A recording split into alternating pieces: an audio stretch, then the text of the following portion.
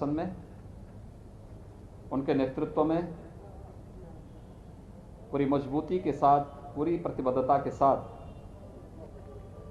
हर नागरिक के जीवन और उसकी जीविका को बचाने के लिए हर संभव प्रयास हो रहे हैं और उसके अपेक्षित परिणाम भी सामने आ रहे हैं। इस लड़ाई में देश के अंदर सबसे बड़ी आबादी का राज्य उत्तर प्रदेश अपनी प्रभावी भूमिका के साथ कार्य कर रहा है। देश के अंदर सबसे बड़ी आबादी का राज्य होने और जितनी बड़ी आबादी है उतनी ज्यादा हमारे सामने चुनौती भी थी। विशेषज्ञों ने तमाम प्रकार की आशंकाएं भी व्यक्त की थी, लेकिन टीम वर्क और जो मंत्र आदरणीय प्रधानमंत्री जी ने दिया था प्रारंभ में ही कोरोना से लड़ने के लिए कि हमें ट्रेस, टेस्ट एंड ट्रीट के इस फार्मूले को अपनाना पड़ेगा, ट्रिपल टी के इस फार्मूले के आधार पर कोरोना के खिलाफ जो व्यापक अभियान चला, आज उसके अपेक्षित परिणाम हम सबके सामने हैं। उत्तर प्रदेश ने अब तक 4,77,00,000 से अधिक टेस्ट किए हैं। ये देश के अंदर सर्वाधिक टेस्ट है और उसी का परिणाम है कि जिस प्रदेश के बारे में तमाम प्रकार की आशंकाएं व्यक्त की जा रही थी और प्रदेश आज एक सुरक्षित स्थिति की ओर आगे बढ़ रहा है। यूपी के बारे में कहा जाता था कि यहां स्थिति अनियंत्रित हो जाएगी, अस्त व्यस्त हो जाएगी। 15 मई तक 30 लाख से ज्यादा एक्टिव केस होंगे। 25 अप्रैल से लेकर के 10 मई के बीच में 1 लाख केस प्रतिदिन आएंगे। आज 3,300 मात्र केस आए हैं पूरे प्रदेश के अंदर। एक्टिव केस की संख्या जो 30 अप्रैल को 3,10,000 थी, आज वह घटकर के मात्र 62,000 रह गई है। यानी एक अर्ली एंड एग्रेसिव जो कैंपेन स्टेट ने चलाया, गांव गांव में, मोहल्ले मोहल्ले में निगरानी समितियों को भेज करके उनके माध्यम से मेडिसिन किट वितरित होना, अगले 24 घंटे के अंदर एंटीजन टेस्ट के माध्यम से हर एक लक्षण युक्त व्यक्ति का टेस्ट करना, यह कार्यक्रम तेजी के साथ आगे बढ़ा। आज उसका परिणाम है कि उत्तर प्रदेश के अंदर पॉजिटिविटी 3 के आसपास रह गई है। उत्तर प्रदेश के अंदर रिकवरी 95% से अधिक पहुंच गई है और लगातार इसमें सुधार है। फर्स्ट वेव की तुलना में सेकंड में ऑक्सीजन की क्राइसिस देखने को मिली थी। पहली बार हम आभारी हैं भारत सरकार के कि जिसमें पहली बार ऑक्सीजन एक्सप्रेस चलाई गई। वायुसेना के विमानों के माध्यम से ऑक्सीजन के टैंकर भेजे गए और हर व्यक्ति तक, हर हॉस्पिटल तक हम ऑक्सीजन की आपूर्ति कर सकें, इसके लिए शासन और प्रशासन की टीम ने, जनप्रतिनिधियों ने, हेल्थ वर्कर्स ने, कोरोना वॉरियर्स ने पूरी मेहनत के साथ इस अभियान को आगे बढ़ाया।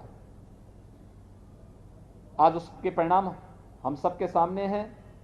हर जनपद को आने वाले समय में ऑक्सीजन के क्षेत्र में आत्मनिर्भर बनाने के एक बड़े अभियान के साथ हम काम कर रहे हैं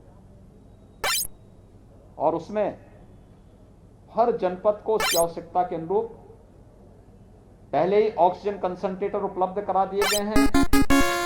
प्रदेश में 20,000 नए ऑक्सीजन कंसंट्रेटर अब तक हम उपलब्ध कराए हैं और लगभग इतने ही नए ऑक्सीजन कंसंट्रेटर हम लोग उपलब्ध कराने की तैयारी कर रहे हैं। लेकिन ऑक्सीजन प्लांट बने, मेडिकल कॉलेजेज में लिक्विड मेडिकल ऑक्सीजन के बड़े बड़े टैंक वहां पर स्थापित हों। क्रायोजेनिक टैंक होते हैं जिसमें एक निश्चित टेम्परेचर में ऑक्सीजन को वहां पे रखना पड़ता है। उनकी स्थापना की कार्रवाई चल रही है। तो हॉस्पिटल, डिस्ट्रिक्ट हॉस्पिटल या सीएससीज में वहां पर हम लोगों के द्वारा एटमॉस्फेयर से ही ऑक्सीजन बनाने के जो संयंत्र हैं उनकी स्थापना के कार्य को युद्ध स्तर पर आगे बढ़ाया जा रहा है। इस समय हम लोग 300 से ज्यादा ऑक्सीजन प्लांट उत्तर प्रदेश के अंदर अलग अलग हॉस्पिटल में लगा रहे हैं और देवरिया जनपद में भी यहाँ की टीम ने अच्छा काम किया है। सभी जनप्रतिनिधियों ने मेहनत किया है और यहाँ पर भी 4 नए ऑक्सीजन प्लांट लगाने की कार्रवाई चल रही है। यहाँ की पॉजिटिविटी रेट 3 के आसपास है, जो एक बार काफी ज्यादा बढ़ चुकी थी और 3 के आसपास आ चुकी है और उसमें और भी गिरावट निरंतर देखी जा रही है। इसके साथ ही रिकवरी रेट अच्छी दिशा में यहां की बढ़ रही है। 93% से अधिक यहां की रिकवरी रेट है और इसमें और भी बढ़ोतरी के लिए क्या प्रयास किए जाने हैं, इसके बारे में भी मैंने यहां की समीक्षा बैठक ली है।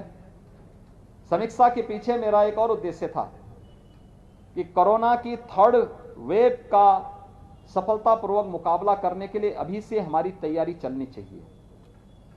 लेकिन साथ साथ बरसात का समय आ रहा है और पूर्वी उत्तर प्रदेश के ये जनपद मस्तिष्क ज्वर यानी इंसेफ्लाइटिस की दृष्टि से भी अत्यंत संवेदनशील है। इसके बारे में भी हम लोगों ने यहां पर अपनी रणनीति बनाई है।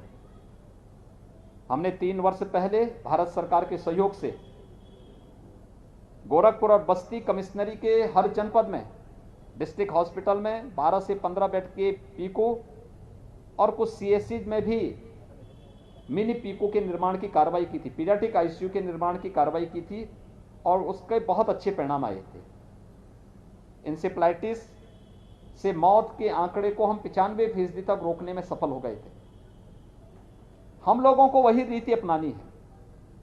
इंसेफ्लाइटिस ट्रीटमेंट के जो सेंटर थे, सब सेंटर थे, आज तो हर जनपद में सैकड़ों की संख्या में हेल्थ एंड वेलनेस सेंटर हैं और हमें घर घर जाकर के, जैसे हम लोगों ने कोरोना के खिलाफ अभियान चला करके घर घर जाकर के स्क्रीनिंग करने का काम किया था, ऐसे ही हम लोग हर जनपद में और खासतौर पर इंसेफ्लाइटिस की दृष्टि से भी संवेदनशील जनपद हैं उनमें भी और प्रदेश के हर जनपद में जहां पर 3rd वेव की आशंका से लोगों में थोड़ा भय है, हम लोग अभी से बच्चों के लिए मेडिसिन उपलब्ध करवा रहे हैं और मेडिसिन उपलब्ध कराने के बाद फिर किसी भी लक्षण युक्त व्यक्ति को पहले ही चरण में उसको दवा उपलब्ध करवाने के साथ उनकी जांच की प्रक्रिया को आगे बढ़ा देंगे। तो हम लोग 3rd वेव को भी रोकेंगे और इंसेफ्लाइटिस से होने वाली मौतों के आंकड़ों को हम लोगों ने पिछले वर्ष तक ला करके जिस स्थिति में किया उससे भी हम नीचे उसको लाने की दिशा में प्रयास करेंगे। यहाँ पर एक पीको का काम, पीको पहले से यहाँ पे बना हुआ है, 15 बेडेड है, 20 बेडेड एक नया पीको के निर्माण के लिए हमने अभी आदेश किया है और एक नई सीएससी लार में उसको भी एक पीडियाट्रिक आईसीयू के रूप में भी वहाँ एक मिनी पीको के निर्माण के लिए मैंने अभी अपनी सहमति दी है कि यह कार्य यहाँ पे प्राथमिकता के आधार पर आगे बढ़ जाए। हर हेल्थ सेंटर, प्राथमिक स्वास्थ्य केंद्र, सामुदायिक स्वास्थ्य केंद्र गतिविधियों का केंद्र बने। वहां पे एंटीजन टेस्ट हो, वहां वैक्सीनेशन की कार्रवाई हो, वहां पे सामान्य जांच की सुविधा लोगों को मिले। इस कार्रवाई के साथ उसको जोड़ने की कार्रवाई तेजी के साथ आगे बढ़ी है और सभी जनप्रतिनिधियों से मैंने अपील की है वह कम से कम एक सीएससी या एक पीएससी को गोद लेकर के वहां की एक्टिविटीज के साथ जुड़े, जिससे हर व्यक्ति को हम बेहतर स्वास्थ्य की सुविधा उपलब्ध करवा सकें और इस दिशा में यह प्रयास प्रारंभ हुआ है। प्रदेश ने अब तक टेस्ट की कार्रवाई में भी एक लंबी छलांग लगाई। 1,81,00,000 लोगों को हम वैक्सीन दे चुके हैं, जिसमें 13,65,000 से अधिक युवा हैं। 1 जून से हर जनपद में हम वैक्सीन देने की कार्रवाई 18 से 44 वर्ष की उम्र के प्रत्येक व्यक्ति को करने जा रहे हैं और वैक्सीनेशन के लिए हम लोगों को प्रेरित कर सकें। हर व्यक्ति टेस्ट कराने से कोई भागे ना, क्योंकि मैंने अभी गांव का दौरा भी किया था और गांव में मैंने देखा है लोगों में कुछ संकोच है टेस्ट कराने से या वैक्सीन लेने से। मेरी आप सबसे अपील है हम लोगों को प्रेरित करें। मीडिया एक बहुत बड़ा माध्यम बन सकता है लोगों को बताने के लिए। जिन लोगों ने, उनके गांव के आसपास जिन लोगों ने वैक्सीन ली है, उनकी फोटो छाप करके आप उनका छोटा सा इंटरव्यू कि मैंने भी वैक्सीन ली है, मुझे कोई दिक्कत नहीं हुई, मैंने भी वैक्सीन ली है और मैं कोरोना से पूरी तरह सुरक्षित हूं। यानी एक सुरक्षा कवच प्रदान करेगा। और इसीलिए वैक्सीन निःशुल्क राज्य सरकार भी और केंद्र सरकार भी 18 से 44 को राज्य सरकार की मदद से और 45 से ऊपर सभी लोगों को भारत सरकार की मदद से निःशुल्क वैक्सीन मिल रहे हैं। वैक्सीनेशन का जो अभियान हमारा 1 जून से 18 से 44 की उम्र के लोगों के लिए प्रारंभ होने जा रहा है, इसमें हम लोगों ने कुछ और चीजें जोड़ने की व्यवस्था की है। एक, हर जनपद में कुछ ऐसे केंद्र बनाएंगे जो अभिभावक स्पेशल हो। 12 वर्ष की कम उम्र के बच्चों के अभिभावकों को समय से वैक्सीन देना, जिससे ये कामकाजी वर्ग है, यह वर्ग सुरक्षित रहेगा तो उनके बच्चे भी सुरक्षित रहेंगे। जो थर्ड वेव की आशंका बच्चों के प्रति व्यक्त की जा रही है, हम उन्हें वैक्सीन देकर के पहले ही सुरक्षित करेंगे। दूसरा, आने वाले समय में 12 से 18 के बीच की वैक्सीन भी आने वाली है। हम समय से उन बच्चों को वैक्सीन देकर के उनको भी सुरक्षित करेंगे। तीसरा, हर जनपद में न्यायिक अधिकारियों के लिए और उनके परिवार के लोगों के लिए और दूसरा मीडिया के लिए भी एक अलग अलग बूथ बनाने के लिए, वैक्सीन के लिए बनाने के लिए कहा गया है।